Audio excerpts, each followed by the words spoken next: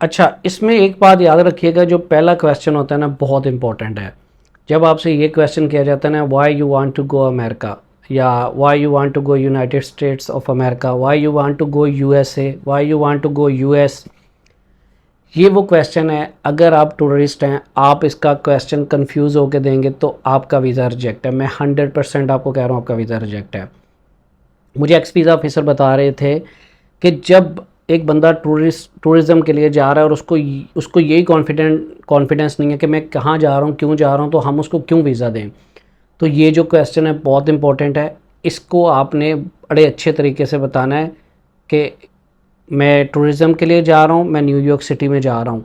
ठीक है, आपसे यहाँ पे वो ये भी क्वेश्चन कर सकता है कि न्यूयॉर्क सिटी में जा रहे हो तो कौन कौन सी प्लेसेस पे जाओगे, तो आपको कुछ प्लेसेस के नाम पता होने चाहिए, आपका ट्रैवल प्लान क्या है आपको पता होना चाहिए।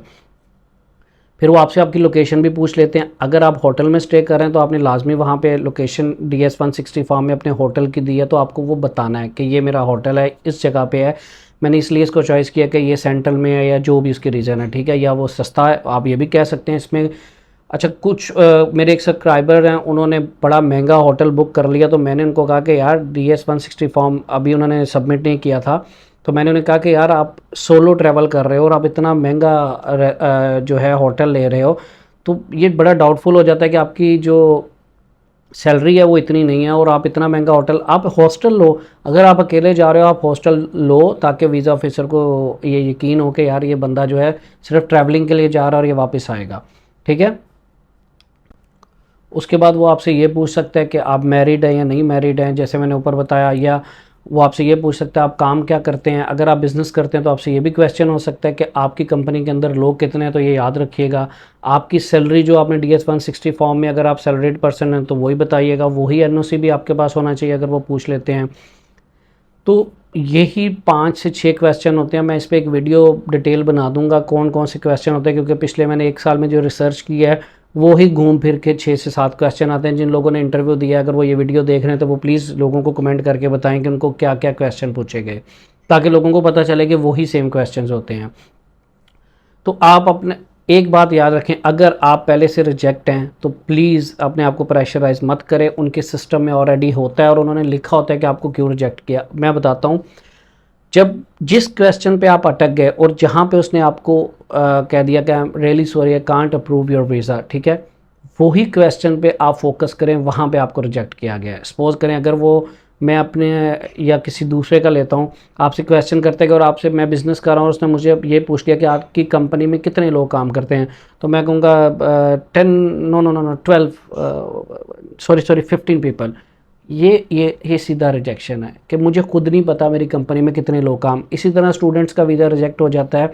वो स्पॉन्सर ये लिखते हैं कि मेरे पेरेंट्स कर रहे हैं, मेरे फादर कर रहे हैं, ठीक है, या मेरी मदर कर रही हैं, तो वो वहाँ पे जब उनसे पूछा जाता है कि आपके फादर क्या बिज़नेस करते हैं, तो उनको यही नहीं पता होता कि मेरे फादर का बिज़नेस क्या, उनकी फैक्ट्री में कितने लोग काम कर रहे हैं, उनकी प्रोडक्ट कहाँ मार्केट में सेल हो रही है, या उनको अपनी यूनिवर्सिटी का नहीं पता होता। स्टूडेंट्स का इशू थोड़ा सा डिफरेंट है, उस पर अलग वीडियो बना दूंगा। अभी DS-1 B1 B2 वीज़ा जो टूरिज़्म वीज़ा, उस पर हम लोग ज़्यादा फोकस कर रहे हैं। ठीक है, तो अपने क्वेश्चंस को थोड़ा प्रिपेयर करके जाएं। ठीक है, आप मुझसे भी कांटेक्ट कर सकते हैं, मेरी वीडियोस भी देख सकते हैं। मैंने इसके रिलेटेड एक वीडियो मज़ीद बना दूंगा क्या क्वेश्चन होते हैं, बस वो देख के जाएं और इंशाल्लाह आपका जो है वो वीज़ा लगने के चांसेस बहुत हाई हैं। जिन दोस्तों के वीज़े रिजेक्ट हो चुके हैं ना, उनको थोड़ा सा एहतियात ज़्यादा करनी चाहिए। ठीक है, अब आपको तो रीज़न दिया ही नहीं जाता कि आपका वीज़ा क्यों रिजेक्ट हुआ, क्योंकि आपको एक पेपर दिया गया था कि आपका वीज़ा रिजेक्ट हो गया। ठीक है, अब जब आप दोबारा अप्लाई कर रहे हैं ना, तो प्लीज़ DS-160 फॉर्म में कभी ये गलती नहीं आपने करनी कि इस चीज़ को छुपाना है। वहाँ पे पूछा जाता है कि क्या आप USA से पहले रिजेक्ट हो चुके हैं, तो प्लीज़ आपने वहाँ पे लिखना है येस मैं रिजेक्ट हो चुका हूँ। और वो छोटा सा एक बॉक्स में रीज़न भी पूछते हैं, तो आप लिख दें कि I don't know reason, I am not sure कि मुझे क्यों रिजेक्ट किया गया। क्योंकि जब आप वहाँ पे दोबारा इंटरव्यू के लिए जाएंगे तो आपका पूरा रिकॉर्ड जो है वो नए ऑफिसर को शो हो रहा होगा, क्योंकि आपसे 1 साल पहले 2 साल पहले पता नहीं किस वीज़ा ऑफिसर ने आपका इंटरव्यू किया होगा, वो तो वहाँ पे नहीं है ना, लेकिन वो रीज़न सिस्टम के अंदर डाल के गया है, तो वो रीज़न नया वीज़ा ऑफिसर देख लेता है। अगर आप उसको छुपाते हैं तो वहाँ पर आपका वीज़ा रिजेक्ट हो जाता है कि ये तो ऑलरेडी हमसे छुपा रहा है। और आपको पता है कि USA वीज़ा का रूल है, नो झूठ, नो फ्रॉड, आपको सच बोलना है बस। ठीक है, अच्छा, एक बात जो स्पेशली मैं आप उन लोगों के लिए है जो लोग मैरिड हैं, यानी कि जो फैमिली का वीज़ा अप्लाई करते हैं, यानी कि आपने एक अमेरिकन नेशनल से शादी की, चाहे वो आप किसी लड़की से कर रहे हैं, लड़के से कर रहे हैं, ठीक है। उन लोगों को मैं एक बहुत ही प्रो टिप दे रहा हूँ कि यार आप लोगों की एप्लीकेशन ना बड़ी सेंसिटिव होती है। अच्छा, लोग समझते हैं कि अगर मैंने अमेरिकन नेशनल से शादी कर ली तो मेरे लिए यूएसए का वीज़ा बड़ा आसान है। मैं कहता हूँ कि अगर आपने इंटरव्यू में गलती कर दी तो आपके लिए यूएसए का वीज़ा सबसे मुश्किल है। आपको दोबारा वीज़ा नहीं मिलेगा, 10% चांस है नहीं मिलेगा। उसकी रीज़न मैं आपको बताता हूँ। आप जब इंटरव्यू के लिए जाते हैं तो आप दोनों से क्वेश्चन किए जाते हैं, या एक कैंडिडेट से तो मस्ट किए जाते हैं जो जिसकी इमिग्रेशन होनी है। आपसे ये भी पूछा जाएगा कि आपकी शादी कब हुई, अगर आप हनीमून पे गए हैं तो आप कहाँ पे गए, ठीक है। आपसे ये भी पूछा जा सकता है कि आपके कोई बच्चे तो नहीं हैं, या आप किन डेट्स के अंदर शादी हुई, तो या आप कब से इकट्ठे रहे, आपने कितना टाइम अपने होम कंट्री में गुजारा इकट्ठे, और आपकी वाइफ या हस्बैंड वापस अमेरिका गए। अगर आपने यहाँ पे कोई डेट गलत बता दी, कोई गलत इन्फॉर्मेशन दे दी, आपका वीज़ा वो रिजेक्ट करेंगे और सिस्टम में चला जाता है, क्योंकि उनको ये लगता है कि ये एक फ़ेक पेपर मैरिज है, क्योंकि ये लोग आपको पता करते हैं, और पेपर फेक मैरिज वाले को वो लोग सिस्टम में लिख देते हैं कि यार इसको दोबारा वीज़ा नहीं देना। आप रेल हैं, आपने कोई गलत काम नहीं किया, आपने एक रेल शादी की, लेकिन आप फंस गए, आप एक गलत बात मुँह से निकल आई, एक क्वेश्चन का गलत जवाब दे दिया। तो प्लीज़ यार अपनी डेट्स, अपनी ये चीज़ें पूरी करके जाएं।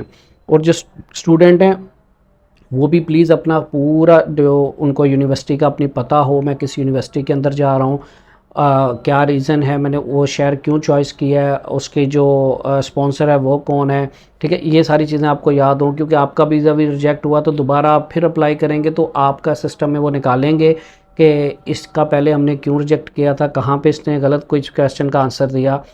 तो ये क्वेश्चन बेस सारा इंटरव्यू है, तो आपके क्वेश्चन ही आपको वीज़ा दिलवा भी सकते हैं, वीज़ा आपका रिजेक्ट भी कर सकते हैं, ठीक है। तो मैंने जो पूरी एक आज ये कंप्लीट वीडियो बनाई है आपके लिए बनाई है, और मैंने इसमें आपको जितनी डिटेल्स इन्फॉर्मेशन दे सकता था मैंने पूरी रिसर्च की, कुछ एक्स वीज़ा ऑफिसर से मैंने अपॉइंटमेंट लेके कुछ उनसे चीज़ें डिस्कस की, ठीक है, और मैंने आप तक पहुँचाई। अब आप वीज़ा इंटरव्यू की जो विंडो है उसके ऊपर पहुंच गए, ठीक है, आपका नंबर कॉल हुआ, आप वहाँ पे गए, आपका इंटरव्यू स्टार्ट हो गया। आपसे उसने पूछ लिया why you want to go America, आपने जवाब दे दिया, ओके, विच प्लेसेस आपने वो भी जवाब दे दिया, ठीक है। उसके बाद आपसे उसने ये भी पूछ लिया कि आप मैरिड हैं या सिंगल, ठीक है। और आप मैरिड हैं और आप उसको ये कहने के बजाय येस आई एम मैरिड, आप जल्दी से अपना वो जो फाइल है उसको खोलते हैं, उसके अंदर से वो marriage certificate, sir this is the I am married.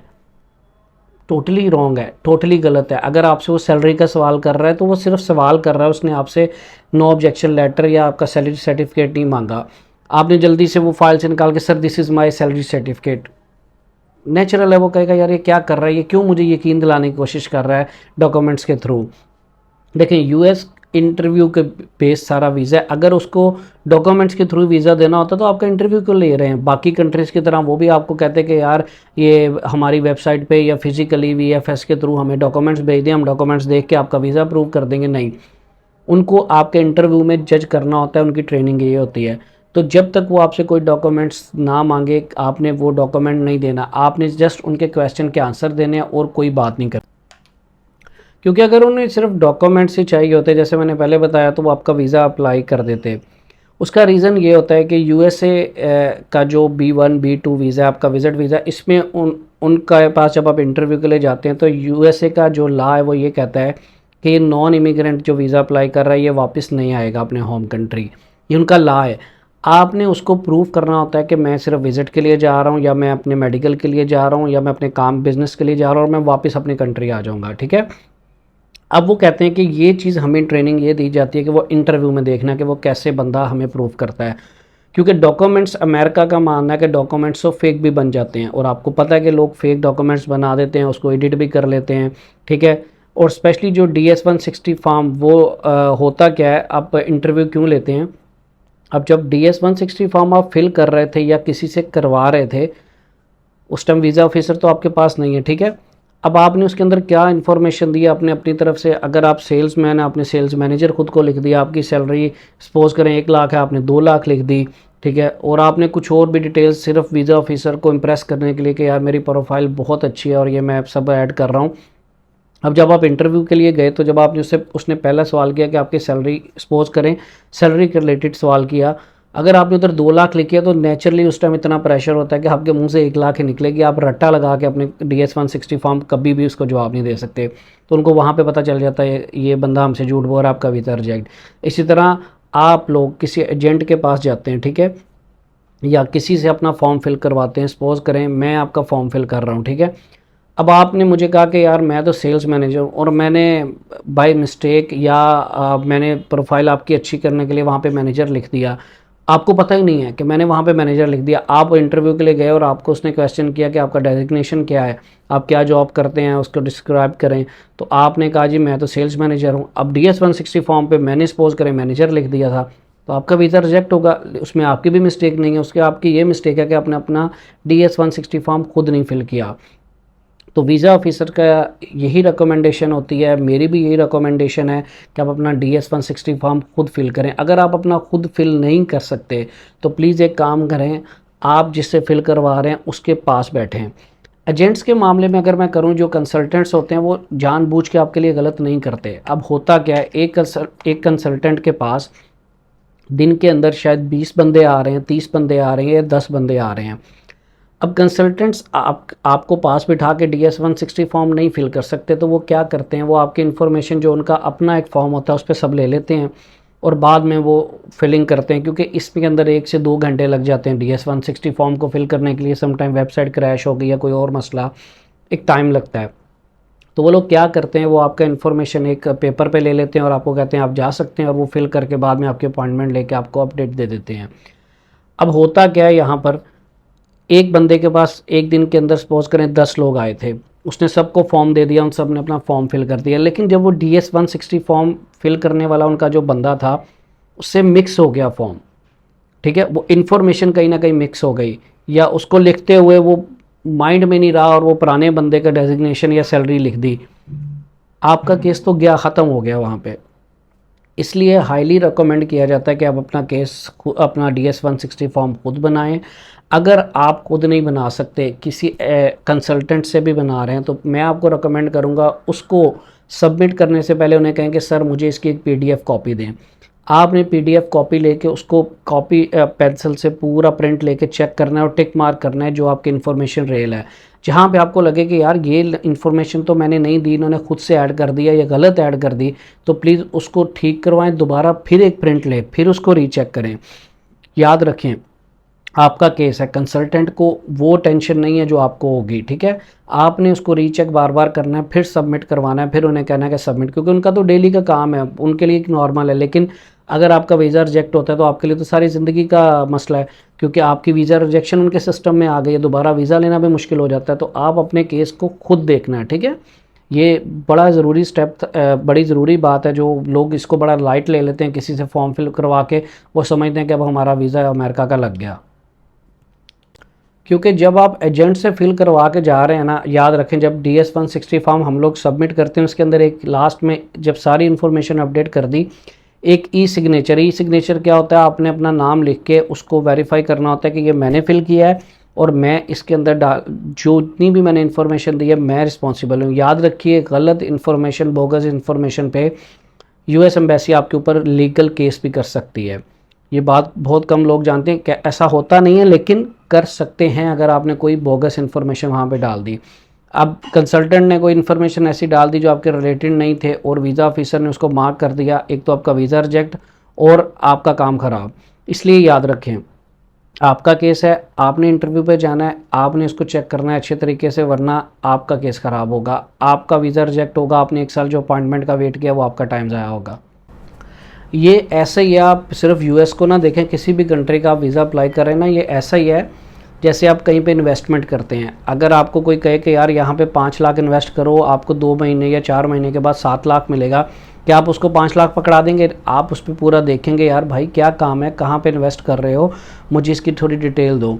तो यार यहाँ पे तो आप एक अपना वीज़ा अप्लाई कर रहे हो जहाँ पे आपकी लाइफ चेंजिंग कह लें, ठीक है, आपका वीज़ा अगर रिजेक्ट होता है तो वो डेटाबेस में चला गया, आपके लिए मुश्किल होगी, तो आप उसको ईजी इस तरह किस तरह ले सकते हैं। तो अपने इसको बहुत सेंसिटिव मामला है, बहुत जो है इम्पोर्टेंट मैटर होता है किसी भी कंट्री का वीज़ा अप्लाई करना। तो अपनी इन्फॉर्मेशन को रेल दिया करें, कोई फेक इन्फॉर्मेशन ना दिया करें ताकि आपकी प्रोफाइल ख़राब ना हो। और जो दोस्त स्पेशली रिफ्यूज़ होकर वीज़ा के लिए इंटरव्यू के लिए जाते हैं ना, वो लोग ज़्यादा जिसे कहते हैं कि कंफ्यूज भी होते हैं, वो लोग ज़्यादा प्रेशर में भी होते हैं, एक नेचुरल है, ठीक है।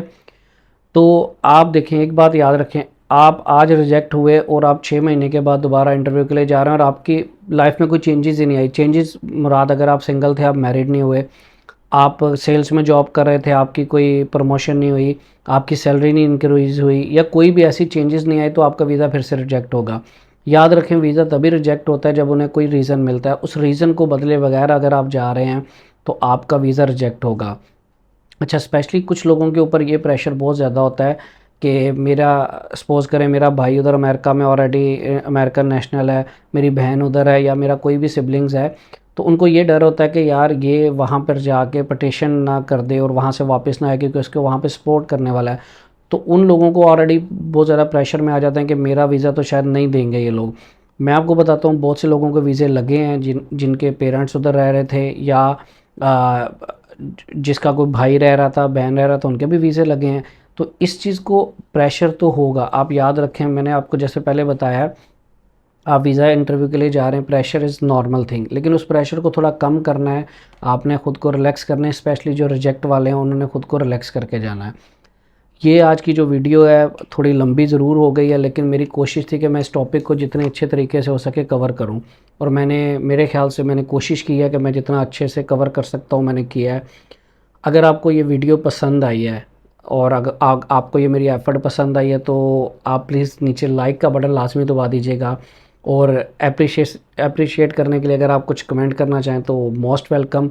और सबसे ज़रूरी, चैनल को सब्सक्राइब ज़रूर कर दें, क्योंकि आने वाले दिनों में मैं यूएसए के रिलेटेड स्पेशली और वीडियोस बनाऊंगा और बाकी कंट्रीज़ को भी लेके चलूँगा, ठीक है। और मेरी कोशिश होगी आपको अच्छे से अच्छा ऑथेंटिक स्टफ़ दूँ, और आपको वो तरीकाकार बताऊँ कि जिसमें आप विदाउट एजेंट, विदाउट कंसल्टेंट अपने तमाम काम कर सकें, अपने वीज़ाज़ को खुद अप्लाई कर सकें, ताकि आपके ज़्यादा से ज़्यादा जो पैसे वेस्ट होने से बच सकें, और आपको वो चीज़ें बताऊँ जिससे आपका वीज़ा जो है वो लगने के ज़्यादा चांसेस हों। उम्मीद है आपको आज की वीडियो बहुत अच्छी लगी होगी, क्योंकि मुझे यकीन है कि मैंने जितनी रिसर्च की है और मैंने जितना एक्स वीज़ा ऑफिसर से अपॉइंटमेंट लेके इन्फॉर्मेशन आपके लिए गैदर की है, ये इन्फॉर्मेशन शायद इससे पहले बहुत कम लोगों को पता होगी। तो अपना बहुत सा ख्याल रखिएगा, और दोबारा एक नई वीडियो के साथ मिलेंगे। टेक केयर, बाय, अल्लाह हाफ़िज़।